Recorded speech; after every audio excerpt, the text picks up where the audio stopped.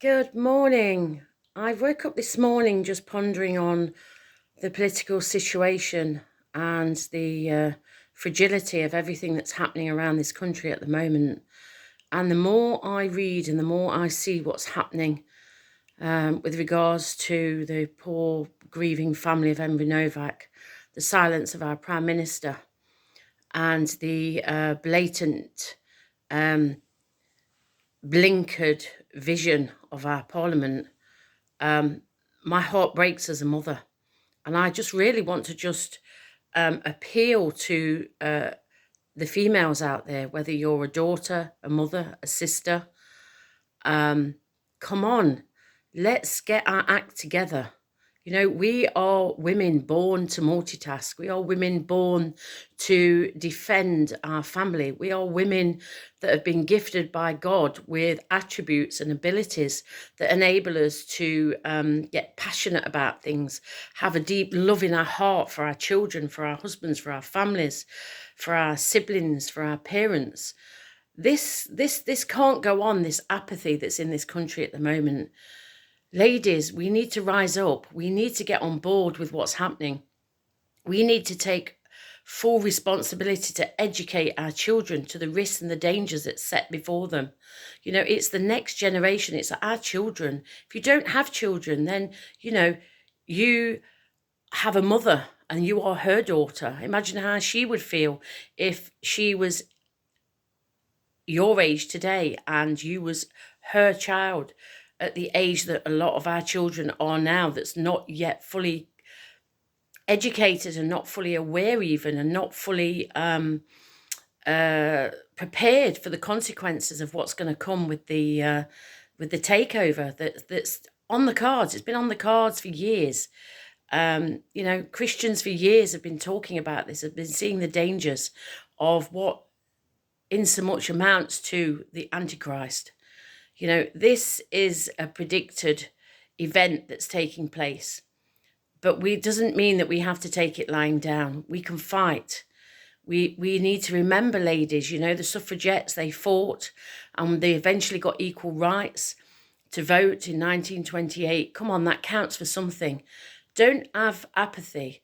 Don't feel that ignorance is bliss, because it's not. It's dangerous. It's very dangerous. I have a dear Muslim friend that I only met this week, and I asked her if we could have an open, frank conversation about the situation of our country. And I was shocked. She didn't have a clue. She did not have a clue about all the events and all the media. Why? Because she doesn't follow mainstream news, so she definitely doesn't follow the news on YouTube like I do, or the posts and the podcasts of all the people that I follow consistently and daily, like Tommy and Katie and all the people that's out there. You know, we need to take action. We need to take responsibility. We need to have a plan for your personal family, for your decisions of how we're going to tackle this grave danger, this current takeover, this subtlety that's creeping along our country. And the only way you're going to be prepared is to plan and prepare. Otherwise, you're preparing to fail. Plan and prepare. Do not plan to fail. So we need to educate our children. We need to get on board. We need to do a deep dive into what's out there to educators. Have a look at what's happening. Have a look at the facts. Don't go on hearsay, but look at the facts. There's so many facts out there that's stacking up.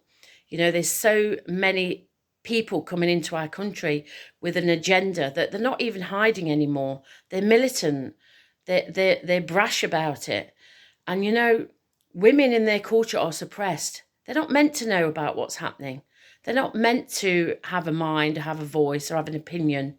So actually, when I pondered on the fact that my friend didn't have a clue what was happening, and I put it into the real, true reality of her existence as a person, as a female in that culture, of course she's not going to know. They don't want them to know. You know, they see them as second-class citizens. They see them as beneath them. They don't want them educated. They don't want them having an opinion. You know, they want them under the thumb so they cannot influence their children or even challenge the status quo of their existence. We as women need to challenge the status quo of their existence. We need to fight for them, the oppressed. You know, those that Jesus Christ came to redeem this world. He came to liberate us from our sin. He paid the price on the cross that we might be free, have redemption, and be justified in his sight by accepting him into our life. And not just making that prayer, not just saying that prayer, that's the start of it. It's discipleship. If you want to follow Christ in a real meaningful way, it's discipleship. And discipleship means education. And education means being aware of what God's voice is saying to us today. And yes, we need to be peaceful and loving, but we also need to protect ourselves. We need to stand up for what's right. We need to stand up for justice. And so, ladies, I'm challenging you today. Every household, every mother, every housewife, just because you might not be in Parliament, just because you might not have a degree, just because your life's too busy, you may have that degree and then chose a family and, you know, not made the full use of it. You may be in a relationship with somebody that's not giving you the confidence or taking it away, and you're not the person you once was. Well, now is the time to rise up and dig deep into those God-gifted abilities and responses. And we need to educate our children. We need to educate our friends. We need to be having those awkward conversations that we don't like. Because if we don't, we're not going to be prepared. We're not going to be ready. And so I plead with you, from one mother to another, from one female to another, from one daughter to another, from one sister to another, you know, one auntie, one grandparent, I'm a grandparent, that we need to educate our grandchildren, our children, our friends. And we need to be behind the men in this country. We need to be there helping to organise educational visits around the country to get them prepared and educated for what's happening. Ignorance is not bliss. We need to get on board, back this country, get it back to where it should be, and back our men. And together, as a team, together everyone achieves more. That's what I tell my students. Together everyone achieves more. We're not alone.